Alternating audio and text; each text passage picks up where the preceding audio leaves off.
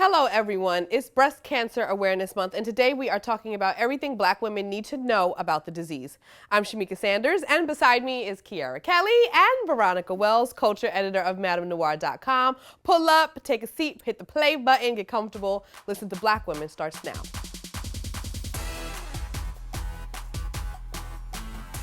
Breast Cancer Month is in full swing, which means there are tons of things to talk about and things that we need to know, from all of the free mammogram services you can get to the walks that raise awareness to the voluntary work that you can do to bring awareness to the disease as well. But Black women in particular, there are things that we need to know about. There are disparities between us and white women, and we are dying at higher rates. Let's get into this right now.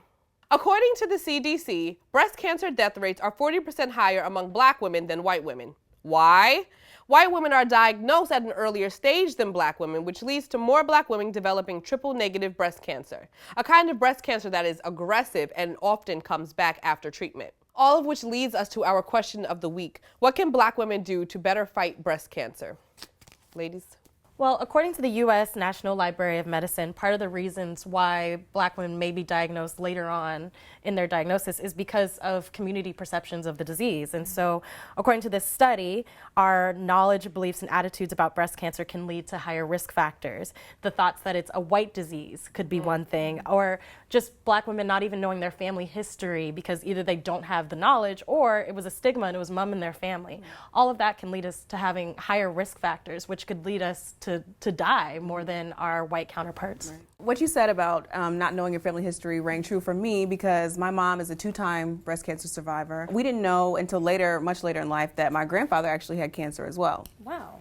Prostate cancer. So, I mean, if she had known that cancer ran in her family and very close, that closely in her family, then I think she would have been maybe more proactive or thinking about it earlier on than she did. She was diagnosed the first time in 2009.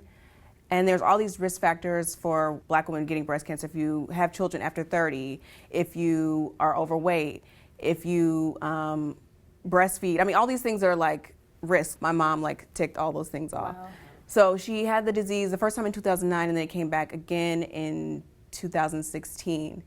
And the first time she decided just to have a lumpectomy and then radiation and chemo, and then the second time she decided to have a double mastectomy. The thing that really helped her was that, one, she detected it early, both times. You know, I think first time she felt a lump, and the second time her breasts were bleeding. Ooh.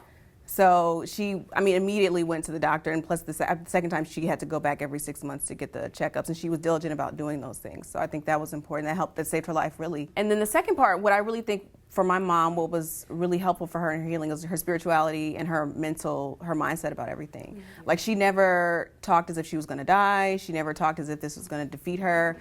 And she believed that she was going to be okay, and so everyone around her believed that she was going to be okay. Breast cancer is also prevalent in pop culture. We see tons of celebrities always tweeting about it and trying to raise awareness. I think Serena just launched a campaign. Yep. What was it called? Touch Yourself? I Touch Myself. I Touch Myself.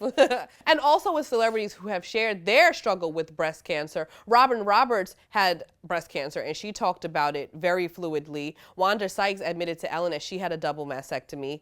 And Little Mama lost her mother to breast cancer. She actually sat down with us at Hello Beautiful and talked about it, and how at the height of her career, her mother was going through this battle and this struggle, and how hard it was for her.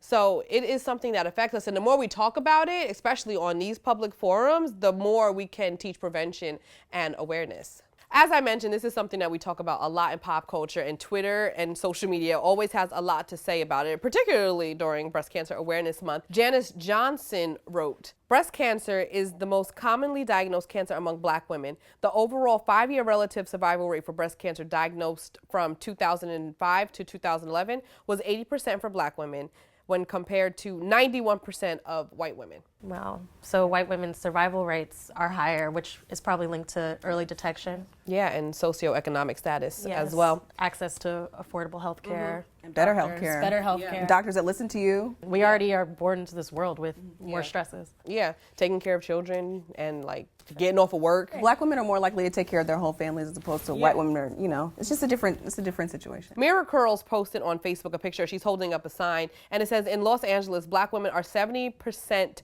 more likely to die from breast cancer than white women." Wow.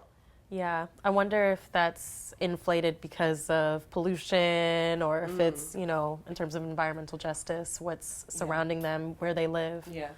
I think I was thinking about like cost of living is so high out there, and it's like if you don't have the funds or the resources. Or driving, all the pollution that you're exposed to. As always, we polled you guys out there in our hellobeautiful.com Madame Noire verse, and we want to see what you guys had to say about this topic. Kiara, the receipts. Yes, so we asked, doctors connect certain lifestyle habits, consuming alcohol 3 to 5 times per week, smoking cigarettes, and overeating, to developing breast cancer.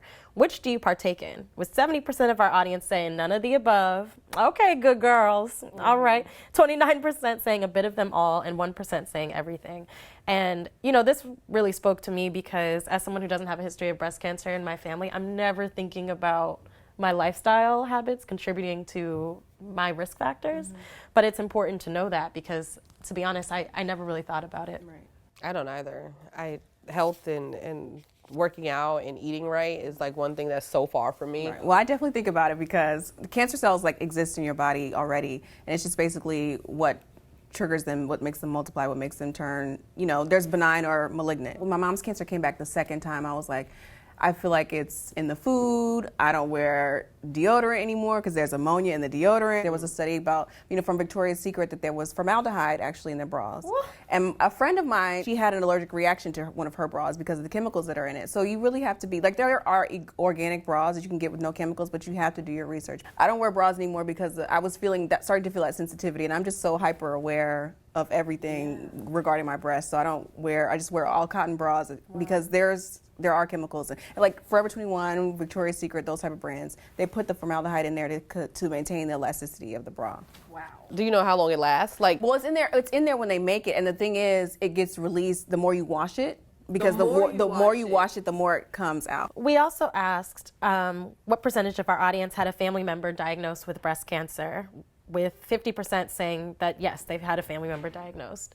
And even that probably isn't the full story because, as we know, a lot of us aren't aware of our family history. So I'm sure the 50% who don't know of a family member who's been diagnosed, they probably have somebody. I might have somebody. I have a family member who had breast cancer, and she will not talk about it. Like, it's like, we know it's there or know it happened, but she will not talk about it. The most she's ever said is, I remember one time I had my cell phone in my bra, and she was like, take your cell phone out your bra. You know what that does. So like in the Black community, it's definitely just like mum's the word, and it could be tied to just like vulnerability or just feeling like weak or the struggles that go along with having a disease. I don't know, but knowing your family history is definitely very important.